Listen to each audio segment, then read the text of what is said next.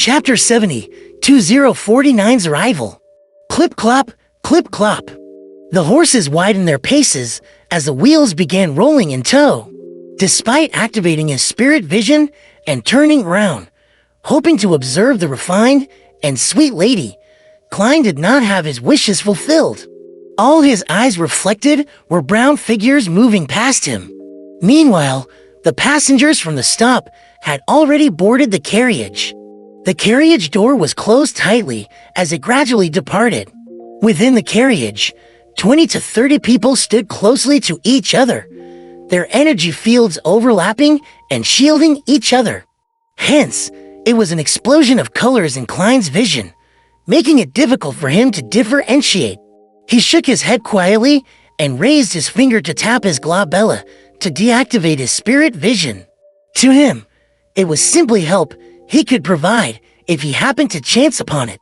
However, if he were to miss it, and the situation was not especially clear, there was no point taking it to heart and delaying his own matters. While bathing in the crimson moonlight, Klein strolled back home on the still bustling Daffodil Street. He returned to see Melissa sitting beside the dining table. She was busy doing her homework under a bright gas lamp. She bit at the fountain pen and frowned, appearing deep in thought. "Where's Benson?" Klein asked casually. Melissa looked up. She blanked out for a few seconds before saying, "He said he went around a few boroughs today and was covered in sweat. He's taking a nice relaxing bath." "All right," Klein chuckled. Suddenly, he realized that she was wearing a dress he had never seen before. It was entirely beige in color. It had fashionable engagiantes.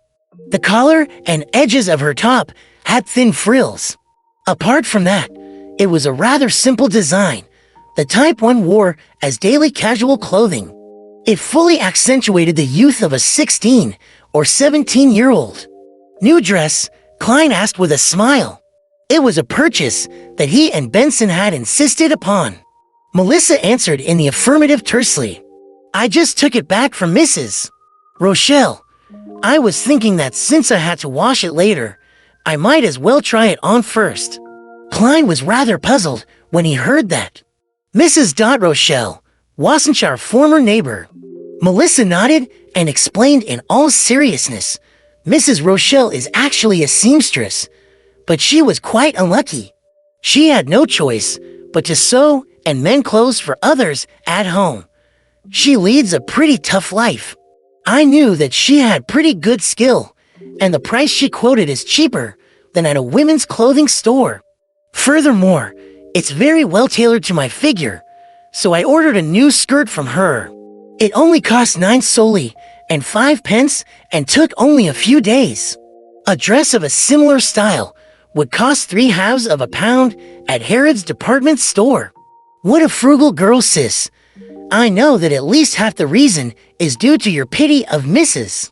Rochelle." Klein did not reproach Melissa for deciding things for herself. Instead, he said with a smile, "When did you go to Harrods?" "That was at House Street, near the Divination Club. It was somewhere where the middle class shopped." Melissa was momentarily at a loss for words. It took her a long while before she said, "It was Selena and Elizabeth. They insisted I accompany them. Actually, Willie actually preferred gears more. I like places with steam and machinery.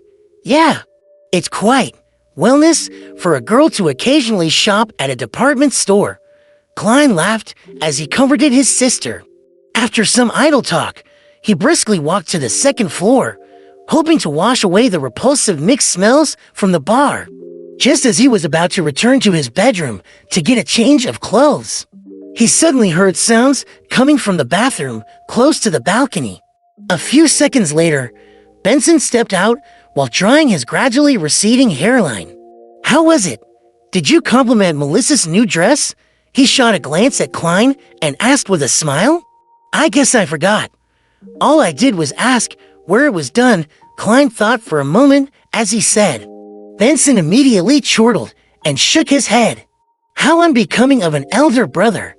When Melissa received the dress, she couldn't bear putting it down. After rushing to cook and wash the dishes, She immediately wore the dress and has refused to take it off ever since. Wasn't she planning on changing after showering? She can wash and starch the clothes. While doing so, Klein subconsciously refuted with the explanation that Melissa had given. Benson sighed. It's been scorching the past few days.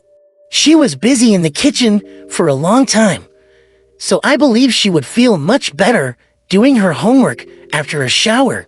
That's right, Klein was suddenly enlightened as he gave his brother a knowing smile. So that's what kind of person you are. Melissa, there's nothing wrong with a girl caring for her appearance. There's no need to find excuses. The corners of his mouth curved up as he shook his head gently before walking into his bedroom. While he was showering, Klein faintly heard knocking downstairs. He immediately wondered, doesn't the worker who's in charge of collecting coins for the gas meter come only once every 2 weeks? Could it be Mrs. Shod from next door? That can't be. It's said that this lady strictly abides by the etiquette of middle-class society. She would not visit at an inappropriate time. In his puzzlement, Klein wiped dry his body. Wearing old but comfortable shirt and trousers, he came down the stairs.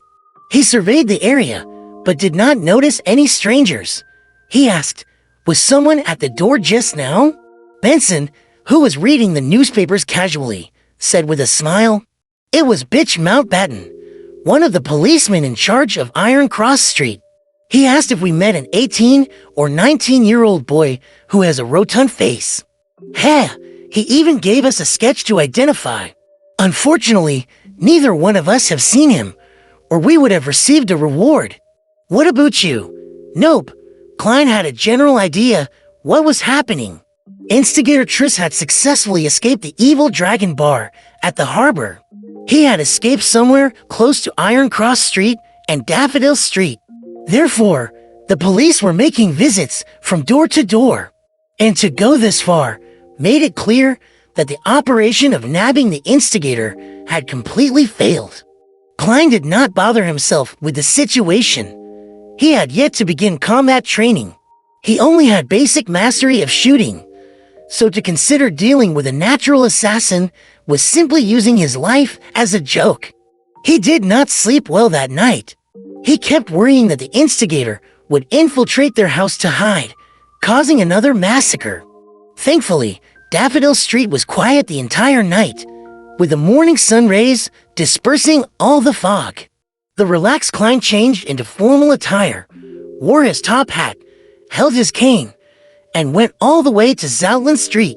He greeted Roseanne at the reception hall.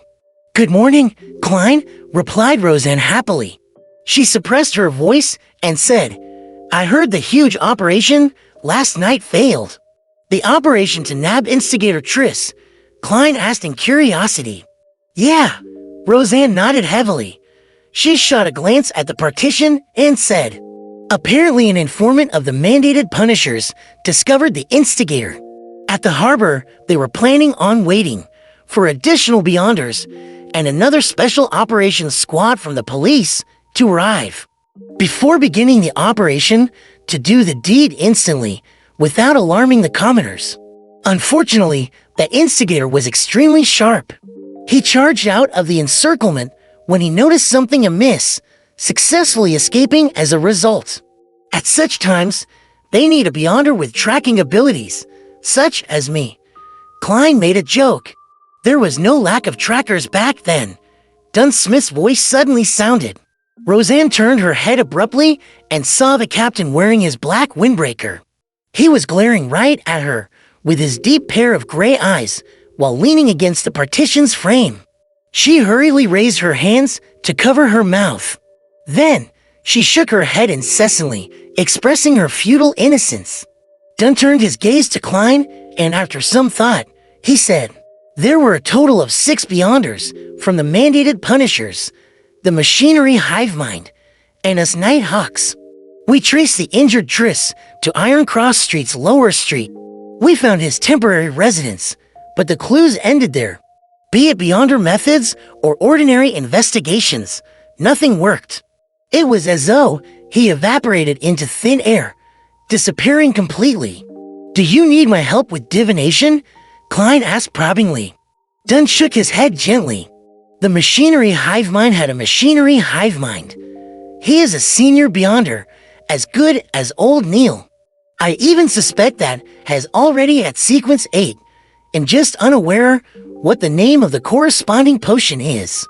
The Theosophy Order's heritage to this day must have something special about it, consoled Klein. For the rest of the morning, he continued his mysticism curriculum. Read the historical information and documents, and practice various techniques just like always. With lunchtime almost approaching, Klein's mind began to wander. Another few minutes later, he put away the documents, having heard the summoning of his stomach. At that moment, Dunn Smith came into the clerk office. He said in a deep but mild manner, Klein, follow me to Chanis Gate. Sealed artifact 22049 has arrived.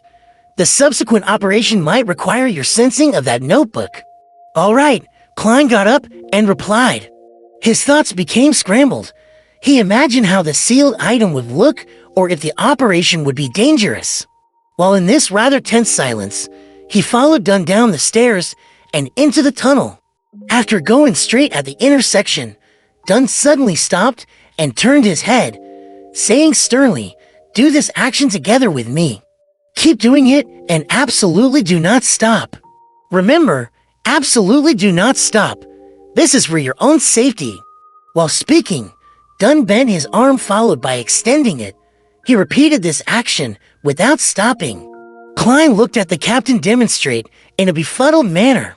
Suddenly enlightened, he asked, "Has this got to do with the uniqueness of the sealed artifact?" "Yes," Dunn nodded with abnormal seriousness. "Repeating such an action will allow us to discover if anything happens to you immediately. Saving you in time will not result in any life-threatening dangers." Okay, Klein did not hesitate further as he began the repeated action of bending and extending his arm. Read latest chapters at wuxiworld.site only. If your arm is sore, use the other one, added Dunn. Sealed artifact 22049 sure is odd. What meaning does this action have? It seems very dangerous. These thoughts flashed past Klein's mind as he looked solemnly at the captain. All right. He had too many questions on his mind, but since Chanis Gate was in sight, he had no choice but to bear with it. Besides, with my security clearance, he'll probably not learn of the details. I can only do as am ordered. Klein exhaled as he followed Captain Dunn to the keeper room outside Chanis Gate.